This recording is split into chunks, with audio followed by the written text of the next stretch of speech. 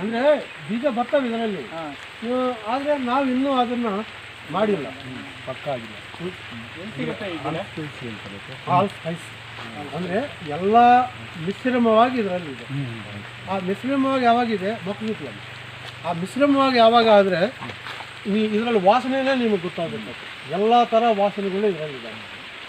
ನಿಮಗೆ ಏಲಕ್ಕಿ ಇದೆ, ಚಕ್ಕೆ ಇದೆ, ಲವಂಗ ಇದೆ, ಎಲ್ಲ ಕನೆಕ್ಟ್ ಮಾಡಿರೋದು ಇದರಲ್ಲಿ ನಮಗೆ.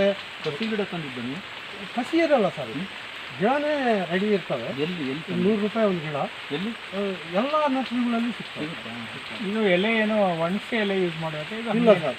ಈಗ ನಾವು ನಾನ್ ವೆಜ್ ಮಾಡ್ಕೊತೀವಿ, 4 ಎಲೆ ಹಾಕ್ತೀವಿ, ಮಸಾಲ ಹಾಕೋದನ್ನು ಭಾಳ ಸೂಕ್ಷ್ಮವಾಗಿ ಹಾಕೊಳ್ತೀವಿ.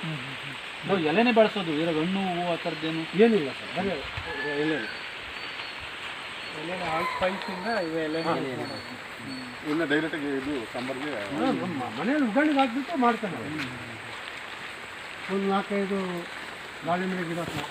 ಇದು ಮನೆ ಗೃಹ ಪ್ರವೇಶ ತಂದಿರೋ ಗಿಡಗಳು ಗಿಡ ಹುಟ್ಕೊಂಡವೆ ಕಾಯಿಲ್ಲ, ಅವನ್ನೇ ನಾವು